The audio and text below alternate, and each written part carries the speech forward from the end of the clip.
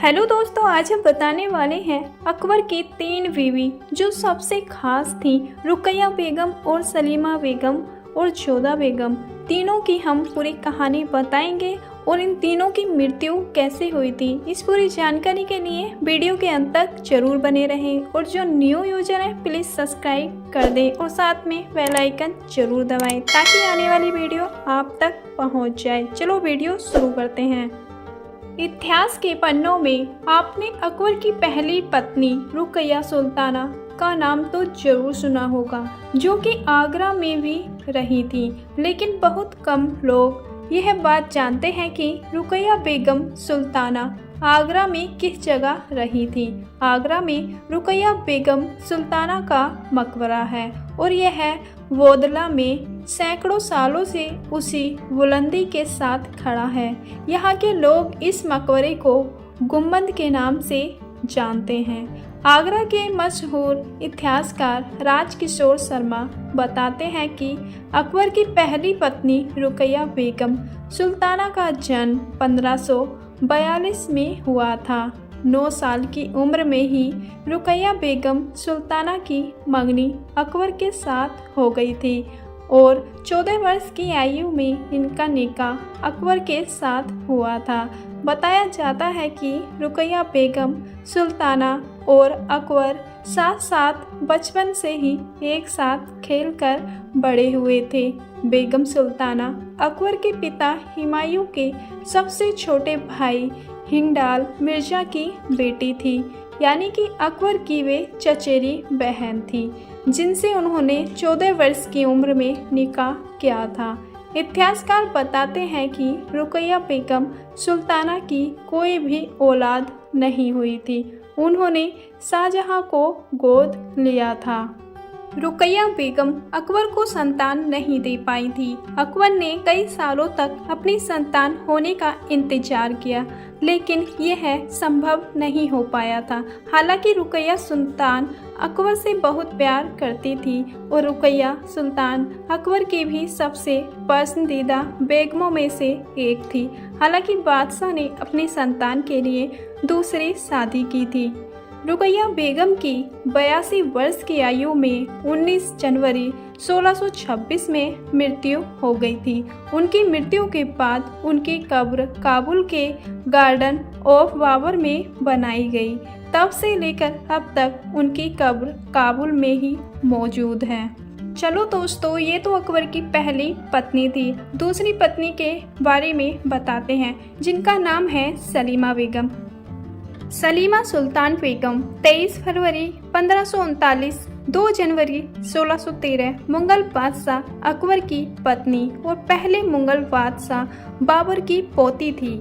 सलीमा अकबर की मौसी गुलरुख बेगम और उनके पति कन्नौज के वायसराय नूरुद्दीन मोहम्मद मिर्जा की बेटी थी। शुरुआत में उनकी मंगनी उनके मामा हुमायूं ने अकबर के संरक्षक बैरम खान से की थी। सलीमा सुल्तान बेगम और बैरम खान, जिनकी उम्र में लगभग 40 साल का काफी अंतर था, शादी अकबर के तीसरे मुगल बादशाह बनने के बाद 1557 में हुई थी।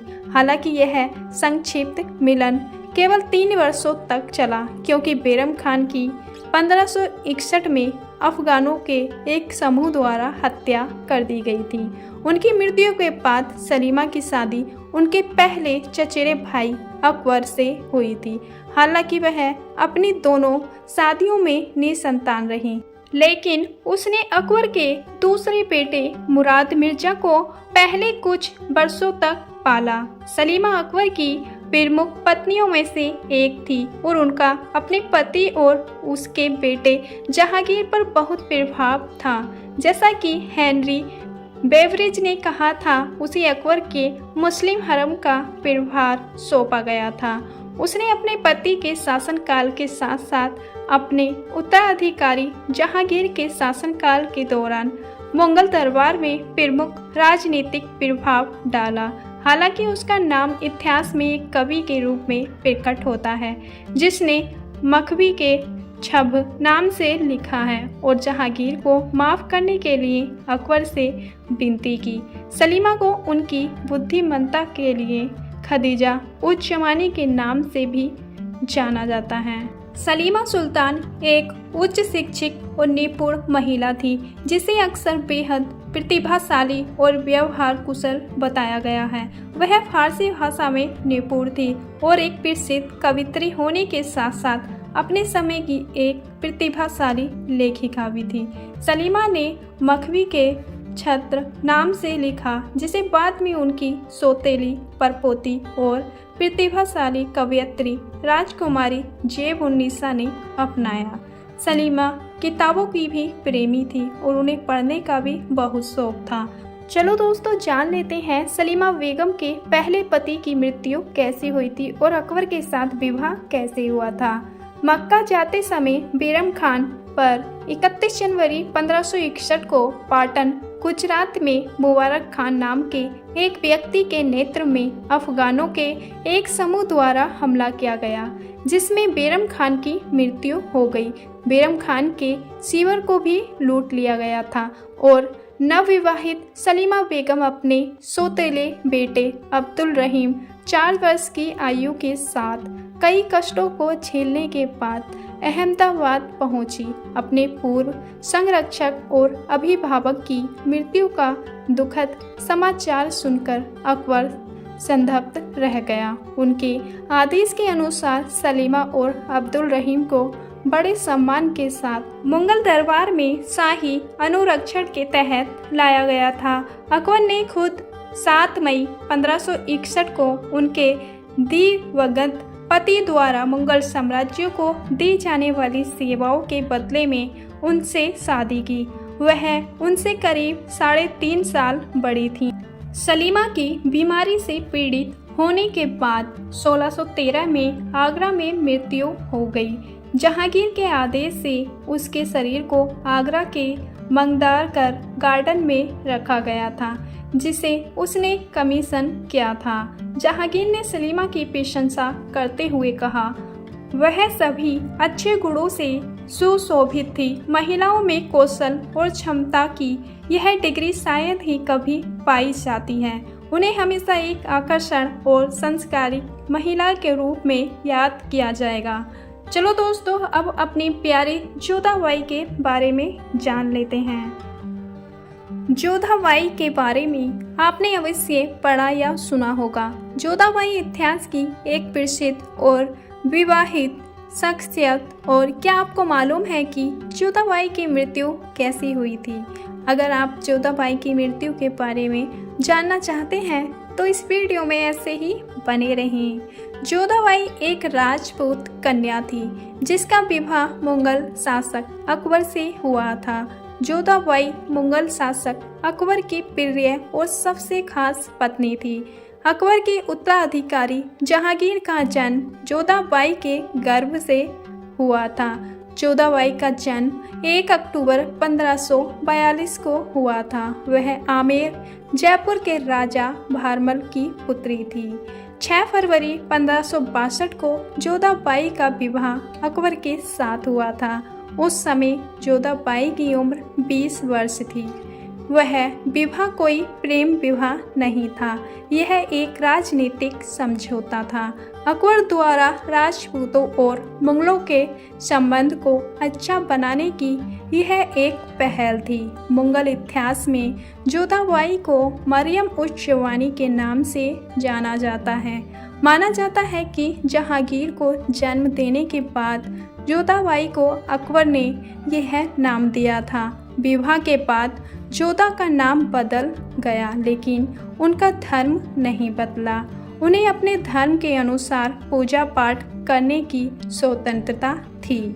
जोधाबाई की मृत्यु 16 जून 1623 को आगरा में हुई थी। जोधाबाई की मृत्यु 80 वर्ष की उम्र में हुई थी। उनकी मृत्यु अकबर की मृत्यु के 17 वर्ष बाद हुई थी। जोधाबाई की मृत्यु कैसे हुई थी, इस पर इतिहासकारों के भिन्न भिन्न मत हैं। कुछ इतिहासकार जोधाबाई की मृत्यु का कारण बीमारी बताते हैं, तो कुछ इतिहासकार इसके लिए अन्य कारण मानते हैं। कुछ लोगों का मानना है कि जोधाबाई की मृत्यु ना तो बीमारी से और ना ही किसी दुर्घटना के कारण हुई थी। कई इतिहासकारों का मानना है कि जोधाबाई अपने बेटे सलीम के कारण दुखी और तनावग्रस्त थी। वह अपने बेटे सलीम के कुकर्मों और अत्याचारों से परेशान थी। जब जोधा के बेटे सलीम यानी जहांगीर ने अपने पिता अकबर से बगावत कर दी थी, तब से ही जोधा सदमे में चली गई थी।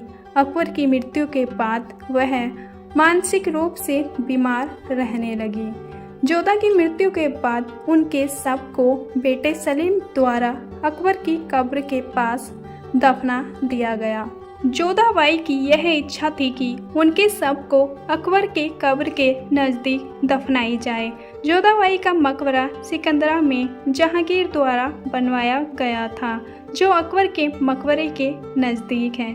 जोधाबाई की मृत्यु का एक कारण बेटे सलीम का व्यवहार था। कई इतिहासकारों का मानना रहा है कि जोधा अपने पुत्र सलीम से बहुत प्रेम करती थी। ऐतिहासिक रूप से जोधाबाई के स्थान पर कई अन्य नाम जैसे हरकाबाई, हीर कुंवर, हीर कुमारी प्रचलित हैं, लेकिन आम लोगों के बीच जोधा नाम ज़्यादा प्रचलित है। दोस्तों, अकबर की 3 बीवियों की जानकारी हमने इस वीडियो के माध्यम से आपको दी है। आपको कैसी लगी प्लीज़ कमेंट बॉक्स में ज़रूर बताना।